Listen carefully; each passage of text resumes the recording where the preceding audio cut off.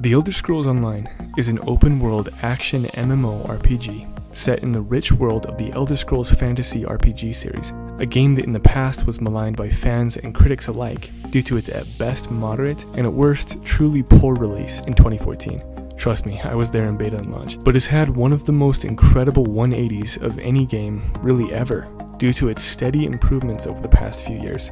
With so many competitors in the genre, including such titles as Final Fantasy XIV, Guild Wars 2, RuneScape, and yes, the granddaddy of them all, World of Warcraft. What sets Elder Scrolls Online apart from the pack? What's up guys, my name's Moony, and with the new expansion tease at the end of elsweyr's final cinematic, and with its full reveal coming in January, today I'm going to be going over 5 of the many reasons to play ESO in 2019 and into 2020. But with introductions out of the way, let's just get into it. Number 5, its combat system. One game that ESO gets compared to most because of its absolute dominance over the last decade and a half is World of Warcraft. Now let me preface this by saying that I love WoW. WoW is a huge part of my childhood and I've played intermittently on and off all the way up to Battle for Azeroth. WoW is an excellent game, but goddamn is that combat system boring. How many times in WoW have you caught yourself literally just sitting there bored, hitting keys in the right order so that you don't get kicked from a group? Oh yeah, that's pretty much most of its endgame, huh? Yeesh. Well, in ESO, it's actually fun to fight things. It's as simple as that. ESO's action-based combat system requires you to weave your basic attacks and skill abilities while using other players' synergy spells while roll dodging and blocking enemy attacks to simply stay alive, much less maximize your damage output. And while it is true that at times, ESO's combat can feel a bit stiff compared to a Dark Souls or even Skyrim, I don't think it's really fair to malign its combat system based on comparisons to single-player RPGs. Despite its sometimes stiff-feeling action, it is still very enjoyable and engaging. There have been times while fighting a dungeon boss or world boss that I have slipped into my Dark Souls, blocking and waiting for the boss to do their moves so I can attack efficiently and heal in time for me to just stay alive, state of mind, without even realizing that I was doing it. And in my opinion, that is damn excellent combat design, especially for an MMO. Number 4, how alive the world feels. In this MMO, you can murder folks. Straight up murder NPCs. You can lockpick your way into and steal from houses, sneak around pickpocketing NPCs, and with ESO's newest class, added in its newest expansion elseweyr, the Necromancer. There are even certain skills that if you use near town guards or near NPCs, will get you in trouble from the law just for using them, resulting in town guards chasing you down and telling you to either pay up on your bounty and give back the stolen goods, or you can fight to the death and try to escape. There is a whole underground system of selling stolen goods and making money from your dastardly deeds. And that's not even mentioning the Thieves Guild and Dark Brotherhood Assassin DLC questlines. There are genuine consequences for your actions that affect your experience. In certain quests and interactions you have with NPCs, there will be points where you have to make a choice that will affect the world at large. Make the wrong choice and it can be the death of an NPC, or the rewards that you can earn from certain quests, a la the Mages Guild storyline. The world's NPCs are fully voice acted. Every NPC that you can speak to has a voice and personality that really draws you in and makes you feel just that much more immersed, and after completing certain quests or defeating a boss in a dungeon or trial, NPCs in towns will comment on it, such as a random NPC telling me, "Good thing you were there to stop the Covenant at Gavin's Watch," after saving a town from one of the other faction's armies. It's the small things in RPGs that really make you feel like the world is alive. And ESO does a great job of making you feel like you're breathing Tamrielic air when you're playing. Number 3, its class system. As a longtime player of World of Warcraft, which is a fantastic game in its own right, I often found myself getting bored of my chosen character after a while. I just felt so restricted by the game's class system. Man, this race looks really cool, I think I'll be that. But this race can't be a shaman. Oh, but a mage sounds cool, I can try that.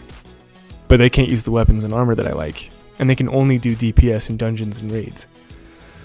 Okay, well then I'll try a warrior. But they can't use magic and can't heal others. Fine, okay, well then I'll be a priest. They can't do melee or a tank. And in the meantime, I've lost much of the time that I had to play, and I can't get into the game fully and have fun because of the restrictions I have to put myself into to play. MMOs require time and effort to get into, and enjoy, that other games don't. The alternative to this is to just use alts to get the experience you want, but then you are literally doubling the amount of time it takes to play and level through the game. ESO does not mess around with all that. Any race can be any class. Any class can fulfill any role. and any class can use whatever armor or weapon you want by having many skill lines that you can invest in. You want to use heavy armor? Level heavy armor by wearing it. You want to try to be a healer, even though you chose to be a Nightblade, the Assassin-like class? Then level Restoration Staff and choose the skills that come with it to help you be a better healer. You want to be a lightning-flinging orc sorcerer who uses a bow? Do it. You want to be a Nord Viking healer who uses a giant two-handed hammer to crush your enemies?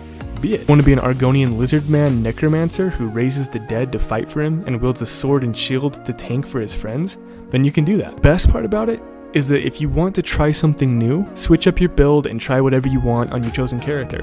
All the while you're becoming better at the game and leveling your overall level, and this allows you to be whatever and play however the hell you want. Number 2, group content. I remember way back in the old days of 2011, a little indie project called The Elder Scrolls V Skyrim came out. I remember my first time trekking through the mountains of this frozen land and raiding my first Nordic tomb, and all the while texting my friends and family who were playing at the same time, and just thinking to myself of how awesome it would be to have them there with me, fighting and exploring this incredible game together. And while I truly do love single-player RPGs and all that they entail, and hope that Elder Scrolls 6 continues to be single-player, that feeling of camaraderie is where ESO really shines. Its ability and its content for you and your friends to explore and play together.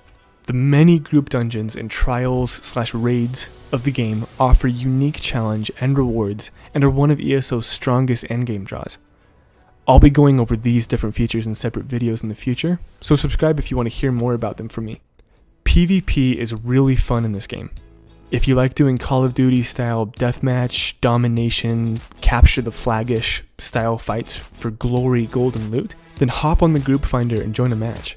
But if you want a truly unique PvP experience, then join your faction's fight in Cyrodiil. Fights of hundreds of real people at a time, working to become the most powerful faction in the land by capturing and holding each other's keeps, killing the most enemies, and stealing the other faction's Elder Scrolls, which give your faction more influence and power. Use siege equipment to break down keep walls so that your team can rush through and capture the enemy keep, protect your castle atop the walls by pouring boiling oil or shooting arrows and magic down at your enemy, all the while earning you XP, loot, and furthering your standing with your faction. And most importantly of all, those players who are truly elite enough can actually become the damn emperor.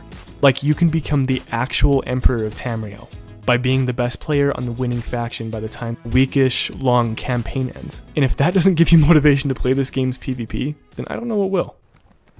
And finally, number 1, the vast open world. The true sign and calling card of anything based in fantasy is its ability to create a world. Look at any great fantasy epic like Lord of the Rings or Star Wars or, yes, the Elder Scrolls. Elder Scrolls Online, right out of the gate, has an incredible leg up on other MMOs out there by its setting's pedigree alone. ESO is set in Tamriel, a continent of the planet Nirn in which the Elder Scrolls games take place in. A world and universe set up by one of the most beloved RPG series of all time.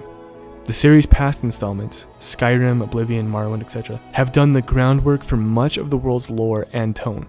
ESO is set in the Second Era, hundreds of years before Skyrim, in a time called the Interregnum.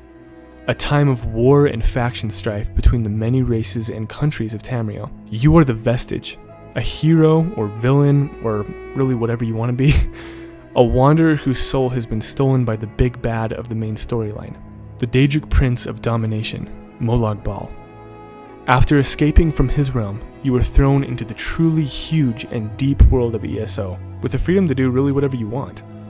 There is no streamlining in this game. Barring DLC areas and chapters that you haven't yet purchased, there really are no restrictions on where you can go at any time at any level. If you feel like exploring an ancient desert, Alakir is there for you. If you feel like traipsing with wood elves through the wilds of Valenwood, go for it. If you feel like traversing the snowy mountains and delving the Draugr-filled crypts of Skyrim, then do it. No zone is level restricted, loot is level based, and pretty much every single thing you do in this game gives you XP. This world is filled with so much intriguing lore, dark secrets, and stories and adventures to make any RPG, MMO, or really just anyone with a desire for adventure drawn in and engaged for a long, long time. So go explore. And with these reasons explained, I'd like to just thank everyone who watched this all the way through. I'm a new channel and this is my first video in this format and one of my first videos in general. If you liked it, then I would really appreciate you hitting it with a like and subscribe if you want to see more from me. Let me know in the comments if you guys agree with my list, or if you don't, then I would love to read your opinions. But that's all from me. Thank you guys very, very much for watching, and I'll see you in the next one.